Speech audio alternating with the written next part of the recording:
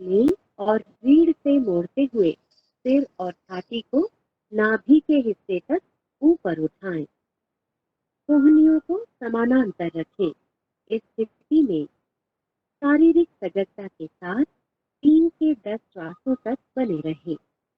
श्वास छोड़ें, सिर को नीचे लाएं और ठोड़ी जमीन पर रखें। दोनों हाथों को मोड़ें, ठोड़ी को हाथों पर रखें, पैरों को फैलाएं, पंजों को बाहर की ओर रखें, सिर को दाईं ओर घुमाएं और हाथों पर रखें। विश्राम करें। शलभासन। शलभ का अर्थ है टिड्डी, जो एक प्रकार का कीड़ा होता है। सावधानियां। पीठ दर्द, पेप्टिक अल्सर, हर्निया और हृदय रोग से पीड़ित व्यक्ति इस आसन को न करें। मकर आसन से शुरुआत करें। अब दोनों पैरों को मिलाएं। दोनों हाथों को शरीर के बगल में रखते हुए हथेलियों को जमीन पर रखें। श्वास लें तथा दोनों पैरों को बिना घुटनों को मोड़े जमीन से ऊपर उठाएं। इस स्थिति में 3 से 10 श्वासों तक बने रहें। श्वास छोड़ें तथा पैरों को नीचे ले आएं। दोनों भुजाओं को मोड़ें, ठोड़ी को हाथों पर रखें, पैरों को फैलाएं, पंजों को बाहर की ओर रखें, सिर को दाईं ओर घुमाएं और हाथों पर रखें। विश्राम करें। पीठ के बल लेटकर किए जाने वाले आसन। सेतुबंधासन। सेतुबंध का अर्थ है पुल का निर्माण। सावधानियां। पेट के अल्सर एवं हर्निया से पीड़ित व्यक्तियों को यह आसन नहीं करना चाहिए। पीठ के बल लेट जाएं। दोनों पैरों घुटनों से मोड़ें तथा एड़ियों को नितंबों के पास ले जाएं। दोनों एड़ियों को सुविधानुसार कसकर पकड़ें और घुटनों एवं पैरों को एक सीध में रखें। श्वास लें, धीरे धीरे नितंबों तथा कमर को यथासंभव ऊपर उठाएं और सेतु जैसी स्थिति में लाएं। इस स्थिति में शारीरिक सजगता के साथ 3 से 10 श्वासों तक बने रहें। श्वास छोड़ें, धीरे धीरे नितंबों को नीचे लाएं, पैरों को सीधा करें। विश्राम करें। उत्तान पादासन। यहाँ उत्तान का अर्थ है ऊपर की ओर उठा हुआ और पाद का अर्थ है पैर। सावधानियां। गहन तनाव से पीड़ित मरीज एक बार में एक पैर का उपयोग करते हुए इस आसन का अभ्यास करें। पीठ के बल आराम से लेट जाएं। हाथों को शरीर के बगल में रखते हुए हथेलियों को जमीन पर रखें। श्वास लें, घुटनों को मोड़े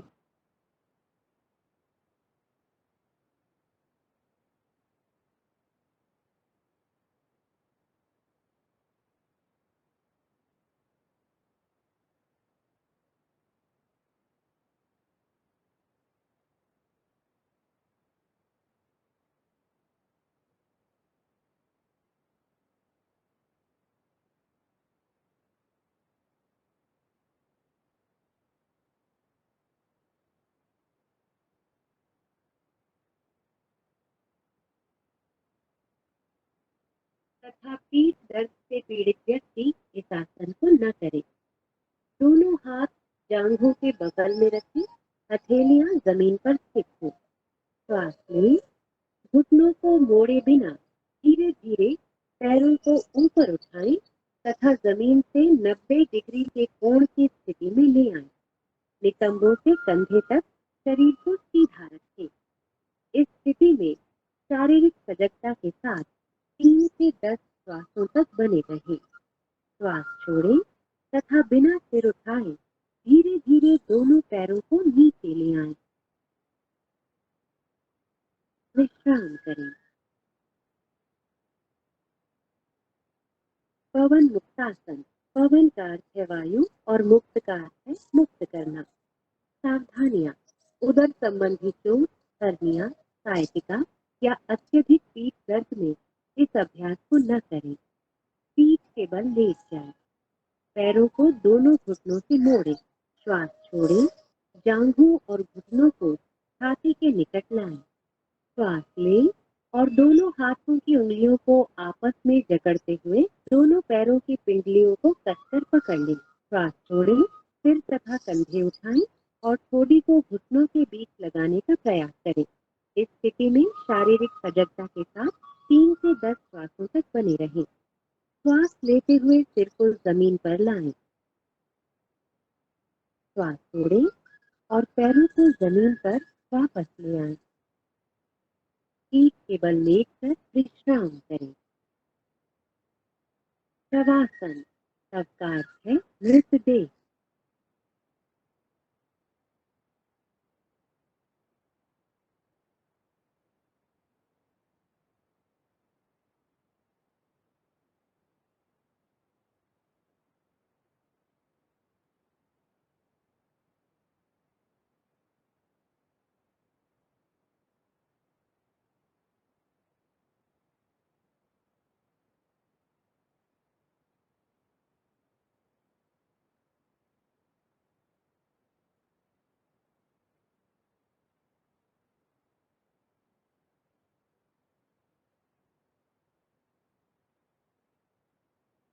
पीठ के बल आराम से लेट जाएं, पैरों को फैलाएं, भुजाओं को शरीर के बगल में रखें, हथेलियां ऊपर की ओर हों और आंखों को बंद रखें। पूरे शरीर के प्रति सजग रहते हुए विश्राम करें। श्वास लंबा, गहरा और लयबद्ध होने दें।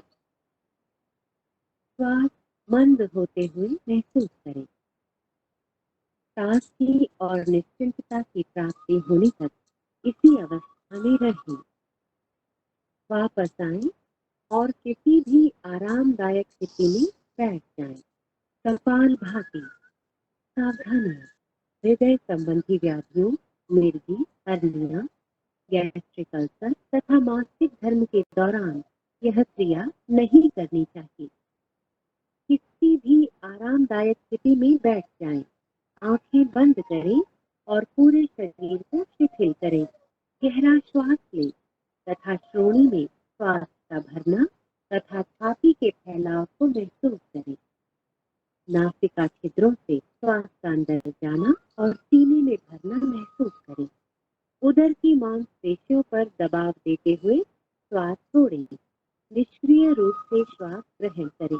आइए अब 20 आवृत्तियों के साथ कपालभाति का पहला चक्र आरंभ करें।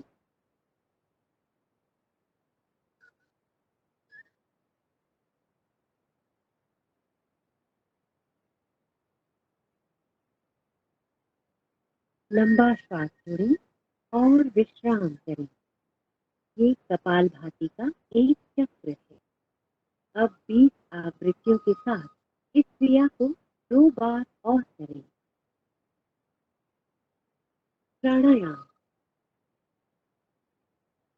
नाड़ी शोधन प्राणायाम या अनुलोम विलोम प्राणायाम। किसी भी आरामदायक स्थिति में बैठ जाएं।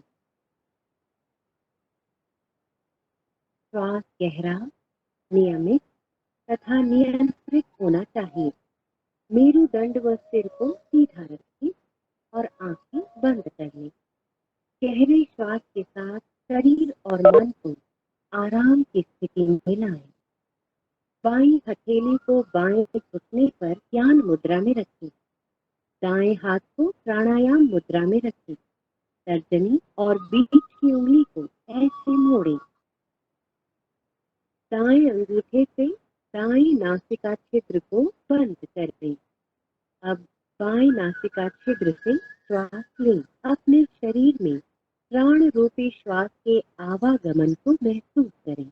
फिर बाएं नासिका छिद्र को अनामिका और कनिष्ठिका से बंद कर लें और दाहिने नासिका छिद्र से श्वास छोड़ें। अब दाहिने नासिका छिद्र से ही श्वास लें। अंगूठे से दाहिने नासिका छिद्र को बंद करें और बाएं नासिका छिद्र से श्वास छोड़ें। ये नाड़ी शोधन प्राणायाम का एक चक्र है। 4 चक्र और पूरे करें।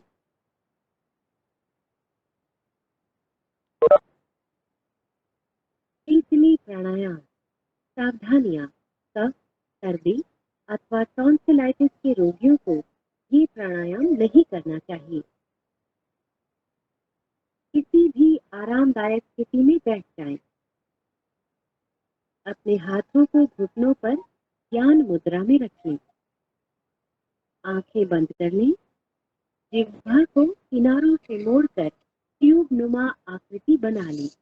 जिह्वा से श्वास लेते हुए यथासंभव वायु को फेफड़ों में भरें। जिह्वा को मुख के अंदर ले जाएं और मुख को बंद कर लें। दोनों नासिका छिद्रों से धीरे धीरे श्वास बाहर छोड़ें और अपना ध्यान अपने श्वास पर बनाए रखें। ये शीतली प्राणायाम का एक चक्र है। इसे 4 बार दोहराएं।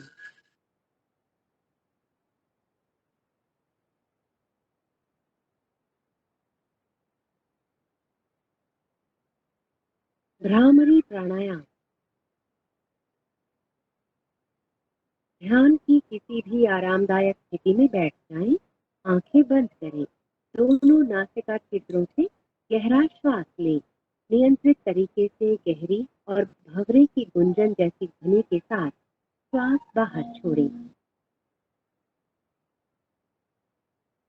एक बार और दोहराएं। अब भ्रामरी प्राणायाम का अभ्यास क्षणमुखी मुद्रा के साथ करें।